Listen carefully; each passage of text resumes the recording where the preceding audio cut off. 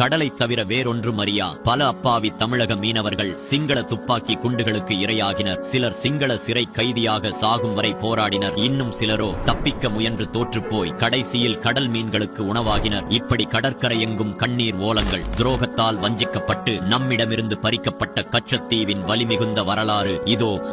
1875 முதல் 1948 ஆண்டு வரை ராமநாதபுர மன்னனின் கட்டுப்பாட்டில் இருந்தது கச்சத்தீவு. 1948 ஆண்டுக்கு பிறகு கச்சத்தீவின் மேல் முதன்முறையாக சொந்தம் கொண்டாடத் தொடங்கியது இலங்கை.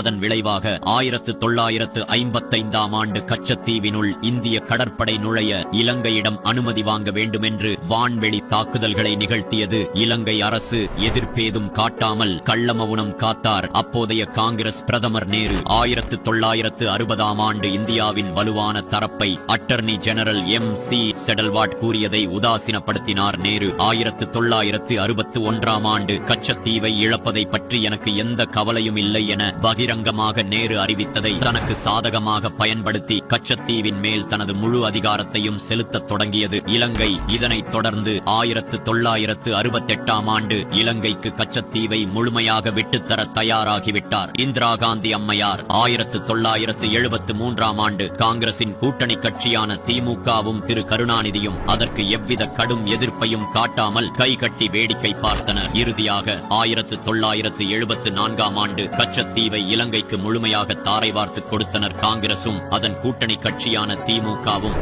கச்சத்தீவை தாரை வார்ப்பதற்கு திரைமறைவில் ஒத்துழைப்பு கொடுத்துவிட்டு தனது அரசியல் லாபத்திற்காக பொதுவெளியில் அதற்கு எதிர்ப்பு தெரிவிப்பது போல் கபட நாடகமாடி தமிழக மக்களுக்கு மாபெரும் துரோகத்தை இழைத்தார் திரு கருணாநிதி. இவ்வாறு தமிழக மீனவர்களின் கண்ணீரில்தான் கச்சத்தீவின் வரலாறு பதியப்பட்டுள்ளது என்பதே கசப்பான உண்மை. துக்கமும் துயரமும் இருளடித்த தமிழக மீனவர்களுக்கு நீதி கிடைத்திட தேர்தல் களம் புகுவோம், காங்கிரஸ் மற்றும் திமுக என்ற துரோக கூட்டணியை